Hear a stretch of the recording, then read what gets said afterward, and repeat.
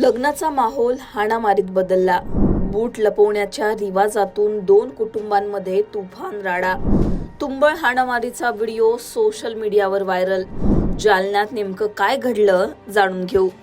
प्रकरण आहे जालन्याच्या अंबड तालुक्यातील एका लग्न समारंभात घडलेलं। बूट लपवण्यावरून वाद झाला आणि त्याचं रूपांतर तुंबळ हाणामारीत झालं।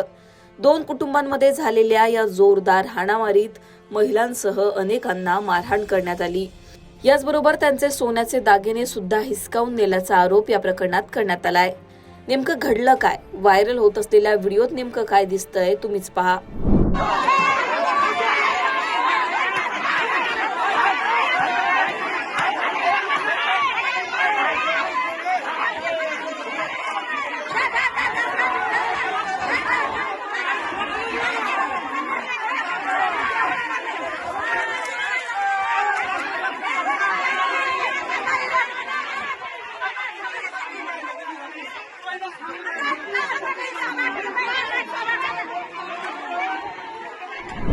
पोलिसांनी अंबड हद्दीमध्ये मौजे नादी या गावात लग्न समारंभामध्ये नवरा आणि नवरीच्या बूट चोरण्यावरून वाद झाला होता। त्या दोन्ही गटामध्ये हाणामारी झाली होती। त्याप्रमाणे पोलिसांनी अंबड येथे गुन्हा दाखल आहे। गुन्ह्याचा तपास चालू असून चौकशी अंती सर्व संबंधित आरोपीवर कायदेशीर कारवाई करण्याची तजवीज ठेवली आहे। मौजे नादी गावामध्ये झालेली घटना आहे। नवरा आणि नवरीचा बूट चोरण्याच्या या किरकोळ कारणावरून दोन्ही गटामध्ये वाद झाले होते। बूट वगैरे जप्त केलेला आहे, आणखीन जप्त नाही झालेला, तपास चालू आहे। संबंधित तक्रारदाराने सोने सुद्धा चोरी केल्याचा आरोप संबंधित केलेला आहे। तक्रारदाराने आरोप केलेला आहे। चौकशी अंती जे काही निष्पन्न होईल त्याप्रमाणे पुढील कायदेशीर कारवाई होईल। अद्याप नाही। घटनास्थळाचा पंचनामा करण्यात आलेला आहे। लग्न लागल्यानंतर नवरीकडील लोकांनी नवरदेवाचे बूट लपवले।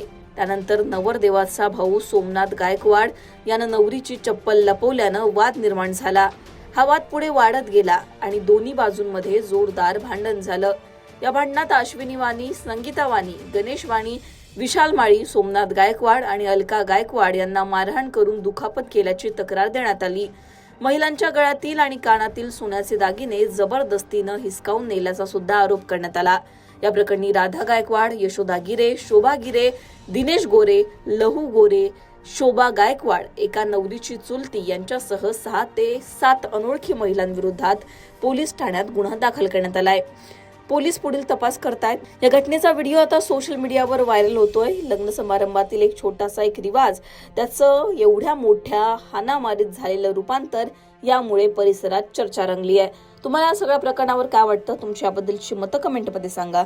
लोकमतला सबस्क्राईब केलं नसेल तर सबस्क्राईब करायला विसरू नका। बीडहून अनंत साळीसह ब्युरो रिपोर्ट, लोकमत।